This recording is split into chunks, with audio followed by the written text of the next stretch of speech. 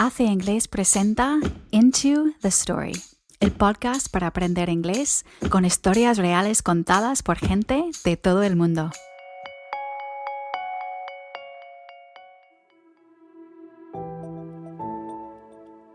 Today's story is about living with diabetes, vivir con diabetes. Our storyteller will be Cilla from Australia. Cuando Cilla era muy joven, sus padres descubrieron que tenía diabetes, una enfermedad que significa que su cuerpo no produce los niveles de insulina necesarios para digerir bien los alimentos. Because I can't remember life without it, it's all I've ever known. So it's never like I had to adjust to anything major. I think it was a much bigger adjustment with my parents. In today's story, you'll hear Cilla explain stories from her childhood growing up with diabetes.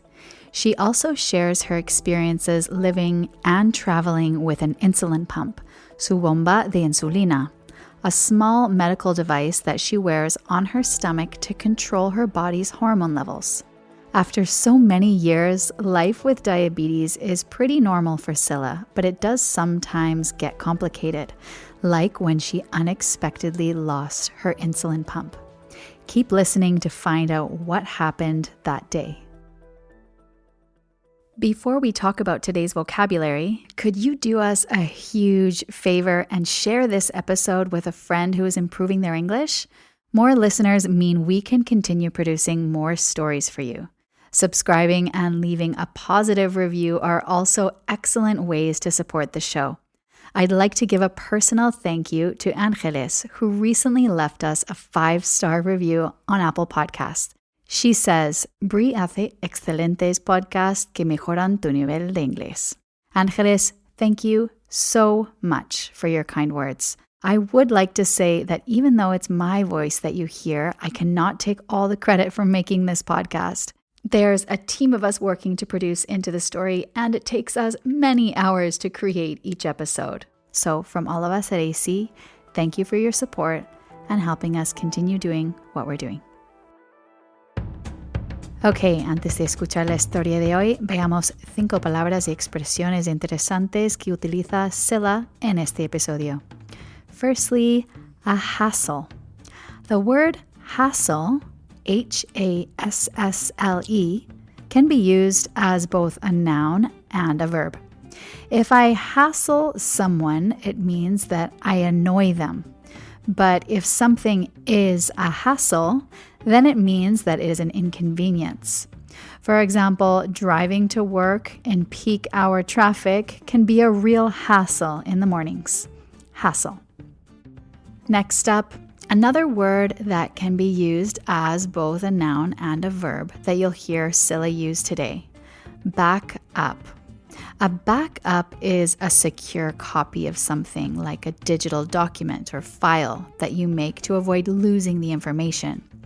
Similarly, if someone backs up their computer, it means that they make a replacement or copy of the computer contents. In today's episode, Cilla talks about carrying around backup supplies for her diabetes. Backup. Next, to work out. This phrasal verb, to work out, has a couple of interesting meanings in English. To work out can mean, of course, to exercise. But if I say I need to work out my weekend plans, it means I need to plan or organize them. But then if I say we need to work out this math problem, it means that we need to solve the math problem and find an answer. So to work out can mean to exercise, to plan or organize, and to solve, to work out. The next expression is to backtrack. To backtrack in English means to review your steps or actions. In Cilla's case, she needed to backtrack and visit all the places that she had been to earlier in the day to find her insulin pump. To backtrack. And finally, to be hard on oneself. If you are hard on someone or hard on yourself, it means that you criticize them or you criticize yourself in a way that is very strict and not very fair. For example, a teacher could be hard on the student's work, or parents can be hard on their children, to be hard on oneself. Si quieres la transcripción, la ficha de vocabulario y un test de comprensión de este episodio, sigue el enlace en las notas del programa. Okay, let's get into the story. So my name's Cilla. It's short for Priscilla. I'm 31 years old. I live currently in England, in Oxford. I'm originally from Australia and I'm going to go back to Australia soon. I was diagnosed with diabetes when I was 3. I got very sick, my body wasn't making insulin, and my blood sugars went really high. And very high is about, I think it was around 27. So that's like 5 times over the normal reading. And the symptoms you have when you're really unwell are things like I got really, really thirsty, I felt very tired, I wanted to go to the toilet a lot, I just felt very ill. So yeah, that's when it started. And just like that, Cilla's life with diabetes began. She and her family had to learn a lot about the illness, its effects on the body, and how best to manage it. So type 1 is when your pancreas, so that's an organ in your body, it stops making insulin, which is a hormone. Now, what insulin does is help to regulate your blood sugar. So when you eat something, insulin is released and it then helps to keep the sugar in your blood very level and very even.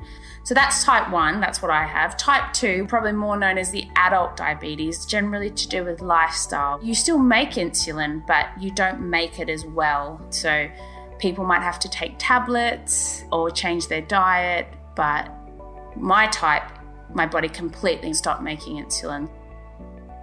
Because I can't remember life without it, it's all I've ever known. So it's never like I had to adjust to anything major.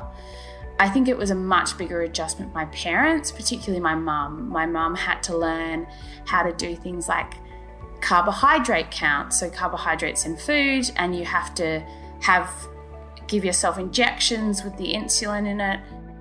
Besides the injections and carbohydrate counting, Cilla led a pretty normal life. But there were a few challenges that came with being a kid with diabetes. When I was younger, the thing I remember finding the hardest is that I'd go to parties and there'd be all this food that all the kids could eat, and I couldn't eat as much of that food because you do have to be careful how much sugar you have. You had a much more restrictive diet. I could occasionally have sweet things, but not much. But as a kid, I found that really hard. And there was often times I couldn't go to sleepovers at friends' houses because I'd need an injection just before going to bed and an injection first thing in the morning. And I remember finding that really hard. And then when I was 15, I went on what's called an insulin pump. So it's a little machine that I wear on my outside, like I clip it to my jeans or a belt, and it has a little tube that sits under the skin and it constantly gives me little amounts of insulin. And since I got that when I was 15, it's definitely made life much, much easier. Thanks to her insulin pump, life with diabetes became much smoother for Cilla. She didn't have to give herself injections anymore, nor did she need to manually check her insulin levels. Cilla and her insulin pump have, however, encountered some complicated situations. I'm very used to it now. I think one thing that I found probably where it gets to be more of a hassle is when I travel, because I love traveling. But as probably people can imagine, going through airport security, I've gone to some countries that don't understand much about diabetes, and I've gone through and they've tried to take my diabetes supplies off. Doha, when I went through, they're like, we need to take this off you. And I said, no, I need to keep it with me. And it was a bit of arguing with them having very limited English. I think I've learnt to try to feel as relaxed as I can. I don't get very anxious or stressed. I figure it's all going to work out in the end. it's just part of traveling as a diabetic, because I have to carry all my supplies with me, which include like my insulin and things for my pump and things for doing blood tests and checking my blood sugar and backup of everything and extra supplies. So I've got a lot to carry. So there's a lot of, I think, misunderstanding and people just not sure what all this stuff is that I carry. But it's always worked out in the end. And I think as time goes on, there is much more understanding about people carrying certain medical devices as they travel. In order for the insulin pump to administer insulin and regulate her body's sugar levels, Cilla needs to have the device attached to her stomach all day and night. If you can imagine, it's like constantly wearing a small mobile phone on your belt. I can take it off for up to 2 hours if I'm like swimming or at the beach, but I need it most of the time. There was this one time I lost it and it was terrible. So I was at the gym. There was these little kind of square open lockers that you just pop your bag in at the front of the gym.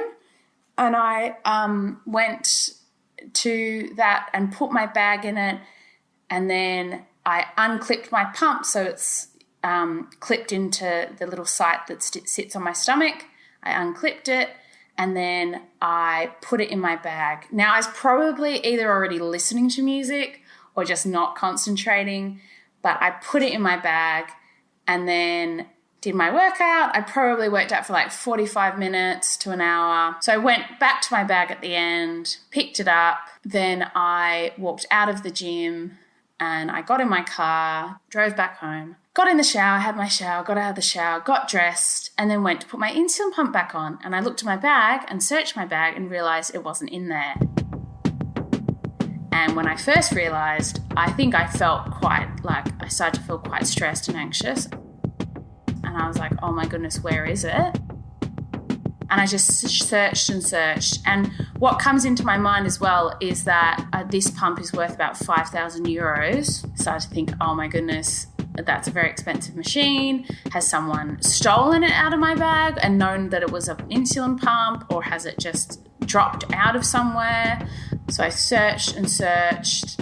I was probably getting more and more stressed. And then I thought, okay, I have to backtrack. I need to retrace my steps. And then I thought, okay, well, I was at the gym. Maybe it somehow dropped out of my bag at the gym.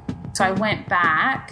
I think I must have had a little look and couldn't find it. And then I went back to the desk, and it turns out someone had handed it in. And I felt so relieved. And what I think happened is that when I took my pump off and put it in my bag, it dropped into someone else's bag. It actually dropped out of my bag into someone else's, because there was no crashing noise. So it's not like it crashed onto the ground, but it probably hit like someone's soft bag and they took it home with them. And fortunately, they obviously opened their bag and saw this isn't mine. Could work out it was from the gym, so they took it back to the gym. I was so happy, so happy. A massive grin. I just was like, oh my goodness. After experiencing the stress of losing her pump, Cilla was clearly so relieved and pleased to find it back at the gym where she last saw it. Living with diabetes is something that Cilla is well accustomed to by now, but certain days can be more of a struggle than others. I can probably be a bit more critical and hard on myself than what I should be. The doctors say you're doing a really good job, but I think what can happen is that sometimes you just have days where you've got a really high blood sugar and it makes you feel awful, but you just kind of get on with it and live your normal life. And I try my best, and I still feel that now, that like even though I've had this illness now for 28 years, it's never stopped me doing anything. Like I've been able to travel the world. I'm planning to go skydiving next month, and I've got to do all sorts of different sports. I got to run a half marathon. It's never stopped me doing things I want. Sometimes I have to delay slightly, but it's never stopped me. So I think we have a pretty good relationship now. As she mentioned in today's story, Cilla did in fact go skydiving with her pump, and she continues to do a lot of sport. Everything from Pilates to running. And since recording this podcast episode, Cilla and her insulin pump have made it home to Australia, where she plans to stay for the next little while. Cilla, we wish you the best on the next chapter of life with diabetes. Para escuchar los más de 30 episodios de Into the Story y no perderte los siguientes, suscríbete ahora en Spotify, Apple Podcasts o en tu reproductor de podcast favorito. Okay, everyone, until next time, we hope you have a good time, or at least a good story to tell.